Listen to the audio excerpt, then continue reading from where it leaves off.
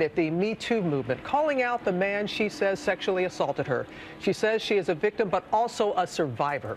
We're going to speak to Rose in just a moment, but first, her story. She was one of the first to sound the alarm in Hollywood. For Weinstein, it has been a swift and severe fall from grace. New fallout from the Harvey Weinstein scandal. In a role she thought she'd never find herself in, Rose McGowan leading the charge against movie mogul Harvey Weinstein. I have been silenced for 20 years. I have been slut-shamed. I have been harassed. I've been maligned. And you know what? I'm just like you. McGowan accusing the once powerful producer of sexual assault in 1997, saying her life was hijacked. Determined to find her voice, McGowan took to Twitter last October to publicly call out Weinstein, tweeting, "HW raped me." Her series of tweets helping empower almost 100 other women to come forward about Weinstein's behavior. Rose right here, Rose. Igniting a movement. Hashtag Rose Army. McGowan also putting all of Hollywood on notice for anyone who may have known about or enabled Weinstein's behavior. Overnight, Weinstein's rep releasing a statement reading, "Mr. Weinstein denies Rose McGowan's allegations of non-consensual sexual contact, and it is erroneous and irresponsible to conflate claims of inappropriate behavior and consensual sexual conduct later regretted with an untrue claim of rape."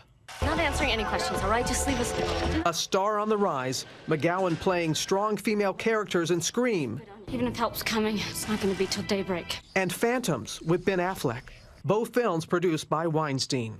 These films and others forced her to promote movies with the man she despised most. In her new book, Brave, she vividly describes the experience of having to work with him.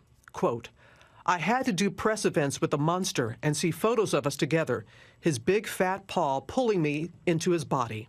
Smiling and laughing on the outside, tortured, she says, by Weinstein, who she calls the monster, on the inside. Quote, "I do not like the monster's name. I refuse to have his name in my book." And we're here now with Rose McGowan, the author of Brave. What a title. Right off the bat, you say it's not a tell-all, it's a tell it like it is book. Twitter, did you have any idea that that series of tweets would help in leading with this movement?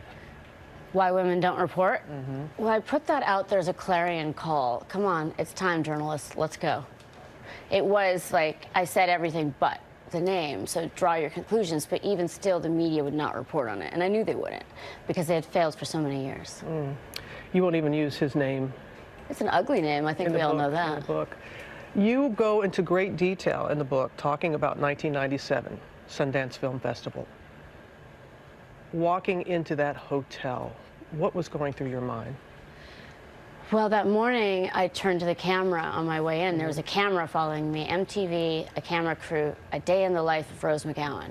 So that did turn out to be a day in the life of Rose McGowan. And I walked in, and for me, he's a sick person. He's a sick mind, but what about all the others? And there were so many. The machinery set up in every country he would go to for the handlers to hand him the victims, from starting with the agents and managers and ending up. And one of the things people don't understand about the hotel room specifically is people think it's like you open the door and there's a bed. These are people with the entire presidential suite. That means it's the entire top floor of a hotel. It usually has 3 offices. So these are, and it was not unusual. I've auditioned in many hotel rooms. The director comes and sits, and that's how it goes. You talk about that fateful meeting, and you wrote about it and talked about when you were leaving the room, and this is what you said when you walked out. You said, I feel a hand on my back, and it pushes me farther into the tiny, dark, incredibly hot room. Everything at this point happened so quickly and yet so slowly. I'm confused as to why I'm in this room. And then you go on to say, Rose, it all happened so fast. My clothes are getting peeled off me, and it only gets worse. It only gets worse from there in what you wrote. Did you frozen, felt helpless? What were you feeling? A lot of victims and survivors will say they detach, you know, and you really do. You float up above your body because you're trying to figure out. My brain was actually, literally, when he grabbed me, I was thinking, oh, I hope I still have lipstick on for the camera. So your brain's in another place, and all of a sudden your body is like, what? And this is not what I expected at 10 in the morning. you know, and my then manager got a job with him for 7 years after that. You do the math. You do talk about all the people around him and in Hollywood and enablers and that. And something about when you left there, okay, this happens to you, that fateful meeting as you put it. You still have events to do. Your co-star is Ben Affleck, and you wrote about this in the book. You had to go to an event with him after. Did you say anything to him? Did he say anything, Ben Affleck? I looked at him and I must have had tears in my eyes because I remember shaking. And I said, I just came from a meeting with him. And I said his name, and he goes, that's when he said, God damn it, I told him to stop doing that. And why I always remembered it was just so strange. Like things, you know, when things happen to you, you file, it's like you file it away for a later date to pick through, because you analyze every single move that happened. And the complicity machine, and I started hammering that word 3 years ago. 3 years ago, I was like, okay, let's go. Let's get smarter. 10%. I wonder if I can change the world by 10%. That was my goal. 10%. 10%.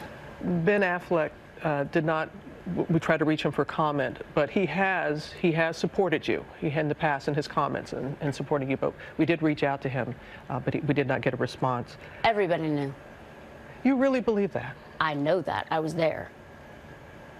You know, people kind of think like I don't know these people, that I'm on the outside, like they are looking in. Someone asked me who I would be if I was a character in Oz, the Wizard of Oz.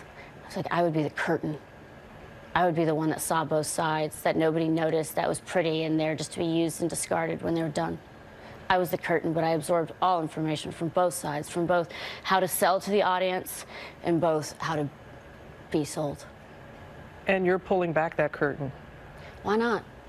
You know, nobody talks, but to me, the truth isn't revolutionary, it's just the truth. And I figure if other people, I'm not that unique. So if I'm thinking it, I'm pretty sure other people are thinking it, but a lot of people are like, maybe this isn't real because there's such gaslighting in this culture. There's such it's blue outside today, the sky's blue, and you're thinking, no, it's gray. And you have to fight to keep that voice with everything coming at you that tells you you're wrong and you're bad and you're dirty. Because people would come up to me on the streets of Hollywood and be like, hey, did you get any good blah, blah, blah scripts lately? I mean, it was systemic. You see, like the complicity machine at his studio, his latest one, if he had to pay out a victim $100,000, he had to pay the board back $250,000. It was a fund that they had. So when I say it's a complicity machine, it is. And how has it impacted your career? Because you $100,000 settlement with him. I tried to buy a billboard. You tried to buy a billboard? From a company called Gannett Outdoors. I wanted to, it was my only way of saying I didn't like this, I didn't want this. It was my only form of voice, and I have a lot of people, you took the money. Let me tell you, the only perfect rape victim is a dead rape victim. And that's a fact. And it's sad. Because it's not on us. We were just walking down the street, literally, proverbially, like metaphorically. There have been so many other women who've come out with allegations against him, and he's facing some charges. Is there any peace of mind that you have? Yeah, it's nice being able to speak for myself. You know, every interview I did for so many years, anytime I was in front of the camera and pre-Twitter, there's no way to speak for myself. So every interview started with, what was it like to work with this man? I'm like, you know, well, it's exactly like what you think. And I misspoke, not charges. There are a lot of investigations, Right. A lot of investigations with him right now. I wish there were charges because I find it very strange. Like, how many women does it take? We're at over 100 on the list. You know, there's a victim named Samantha, and she keeps this really intensive list, and we keep adding to it. And I would probably estimate there's got to be over like 1,000, 2,000, because this is a lifelong career of rape for this man. We have so much more to talk with you about, and we will in our last hour. You talk about Hollywood, and when people at home say, oh, it doesn't affect me, you say, think again. So Brave is available now, and you did mention your former manager, Jill Messick. We reached out to her earlier, and we have not received a comment from her as well. Hi, everyone. George Stephanopoulos here. Thanks for checking out the ABC News YouTube channel. If you'd like to get more videos, show highlights, and watch live event coverage, click on the right over here to subscribe to our channel, and don't forget to download the ABC News app for breaking news alerts. Thanks for watching.